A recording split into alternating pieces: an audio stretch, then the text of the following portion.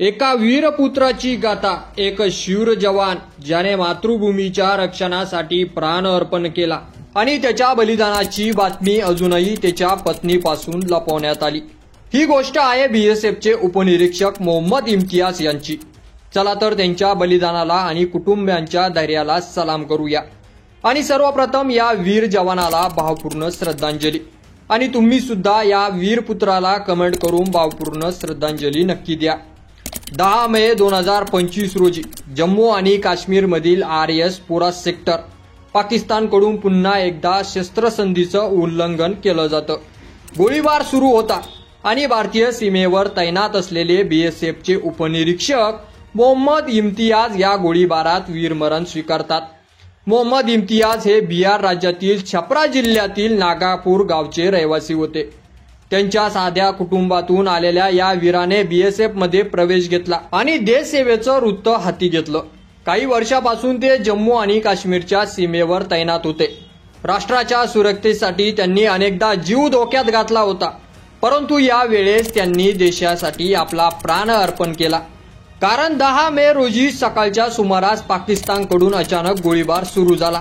बीएसएफनेही प्रत्युत्तर दिलं, परंतु या चकमकीत उपनिरीक्षक इम्तियाज गंभीर जखमी झाले। वैद्यकीय मदतीसाठी तात्काळ प्रयत्न झाला, पण ते वाचू शकले नाही। मात्र दुर्दैवाची गोष्ट म्हणजे शहीद झाल्याची माहिती अजूनही त्यांच्या पत्नीला सांगण्यात आलेली नाही। सध्या त्यांना एवढंच सांगितलं आहे की इम्तियाज यांना पायाला दुखापत झाली आहे। पतीच्या शौर्याची पण त्यांच्या अनुपस्थितीची कल्पना नसताना त्यांच्या पत्नीचं हे मानसिक ओझं अगदी वेगळंच आहे। 2 मुले आणि 2 मुली असलेल्या या कुटुंबासाठी एक हृदयदायक पर्व आहे।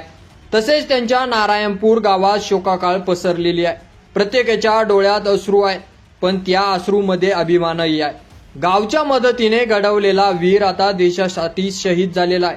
शाळांमध्ये सुट्ट्या जाहीर करण्यात आल्या, लोकांनी दिवे विझवून श्रद्धांजली वाहिली आणि प्रत्येकाच्या होठी एकच वाक्य, आमचा इम्तियाज देशासाठी शहीद झाला। बीएसएफने अधिकृत निवेदनात म्हटलेलं आहे, आम्ही उपनिरीक्षक मोहम्मद इम्तियाज यांच्या शौर्याला सलाम करतो। राष्ट्रसेवेसाठी त्यांनी दिलेलं सर्वोच्च बलिदान अविस्मरणीय राहील।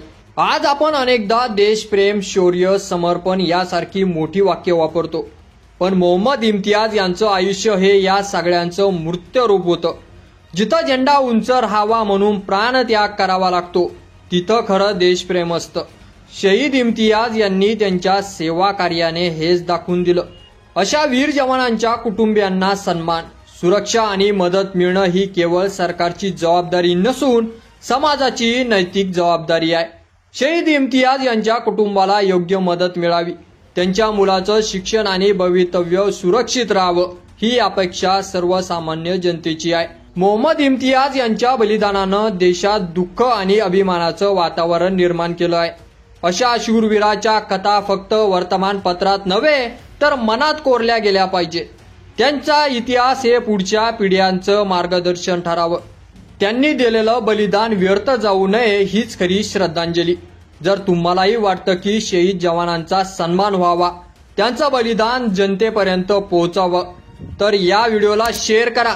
एक शेअर म्हणजे एक श्रद्धांजली। कमेंटमध्ये जय हिंद लिहा आणि देशभक्तीची ज्योत प्रज्वलित ठेवा। आपल्या देशासाठी शहीद झालेल्या प्रत्येक वीराला मानाचा मुजरा करूया।